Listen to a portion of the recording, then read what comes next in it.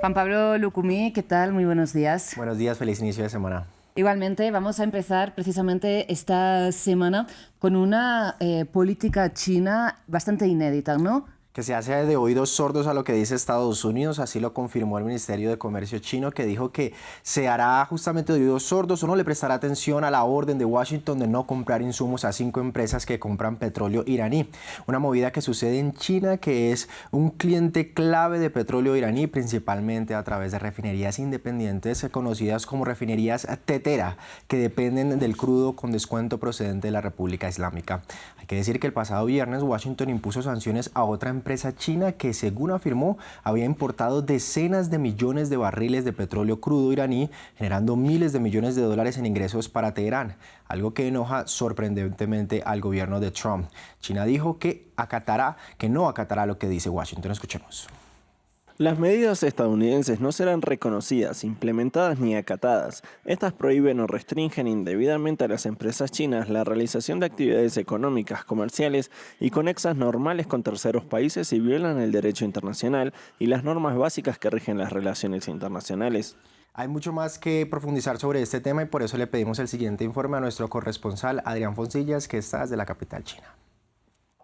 Es una medida inédita y de consecuencias imprevisibles. Las compañías chinas han recibido órdenes del Ministerio de Comercio de no reconocer y de no cumplir las sanciones estadounidenses sobre 5 pequeñas refinerías, las llamadas teteras, por comprar crudo iraní. Son aquellas sanciones que podrían traducirse como de brazo largo, que Estados Unidos impone con la excusa de preservar su seguridad nacional a compañías ajenas por hacer negocios con terceros países. Es muy dudosa su justificación ética y además China siempre ha calificado esos castigos unilaterales de ilegales, pero tanto Beijing como el resto del mundo las ha cumplido siempre por miedo a quedar fuera del sistema financiero apadrinado por Washington.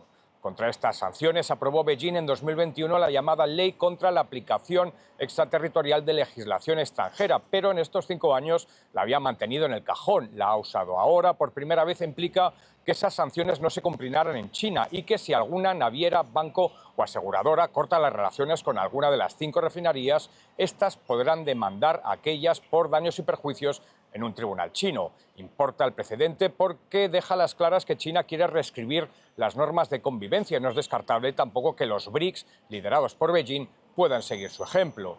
Por último, reseñable el momento, apenas 2 semanas antes de que aterrice aquí Donald Trump para sellar el acuerdo comercial. China lleva meses blindándose con leyes para contestar a cualquier desafío estadounidense. Por ejemplo, una legislación pensada contra el decoupling o desconexión económica que contempla posibles castigos a las multinacionales que cierren sus fábricas aquí para llevárselas a otro país. Claro, Juan Pablo, y ahora la pregunta, digamos, es sobre la situación inversa. ¿Cómo puede afectar esta decisión del gobierno chino a las empresas chinas? Que siguen atentamente lo que ocurre en la guerra y que hay que decir que a esta hora, al inicio de la semana, ya cerraron su operativa. Vamos a ver las bolsas en donde hay que decir que estuvieron al alza en diferentes ocasiones. Hay que decir que el territorio semiautónomo chino subió 1,2%, mientras la economía china o la ciudad económica de China subió 0,1%. Empresas que también incluso se verán afectadas por estas decisiones con respecto al crudo.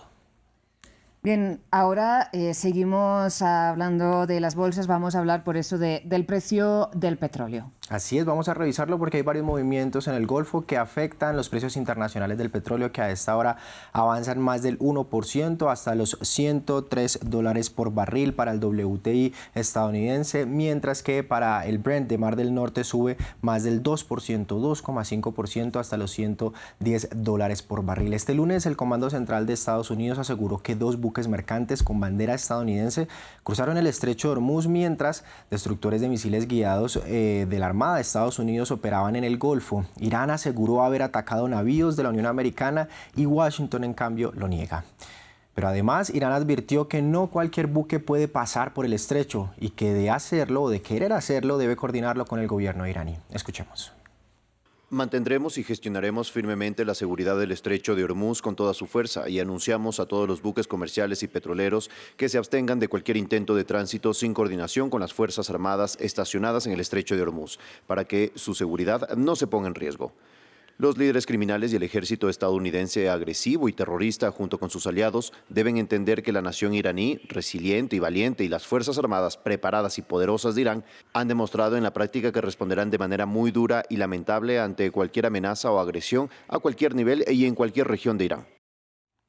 Y fue en este contexto que la semana pasada Emiratos Árabes Unidos comunicó su decisión de abandonar la OPEP, una decisión que reafirmó este lunes. Así es, y que también afecta a los mercados en plena turbulencia. El sultán Al-Jaber fue quien, que es el ministro de Industria y Tecnología, fue quien encarnó estas declaraciones de una decisión que entró en vigor el pasado viernes. La estrecha colaboración entre las naciones del Golfo se ha convertido en una abierta rivalidad desde el distanciamiento público en diciembre por Yemen, pero el ministro aseguró que la decisión de retirarse del cartel de petróleo no iba dirigida contra ningún país, ni siquiera contra Arabia Saudita. Recordemos, uno de los líderes fuertes de la OPEP y con quien Emiratos, hay que decir, tenía roces evidentes en cuanto a las decisiones dentro de la organización. Analistas aseguran que la salida de Emiratos del club de petróleo favorece a Estados Unidos, quien bajo el mandato de Trump ha mostrado su rechazo a la OPEP, pero Abu Dhabi se mantiene en su versión. Escuchemos. La decisión soberana de Emiratos Árabes Unidos de reposicionarse dentro del sistema energético mundial y de retirarse de la OPEP y la OPEP+,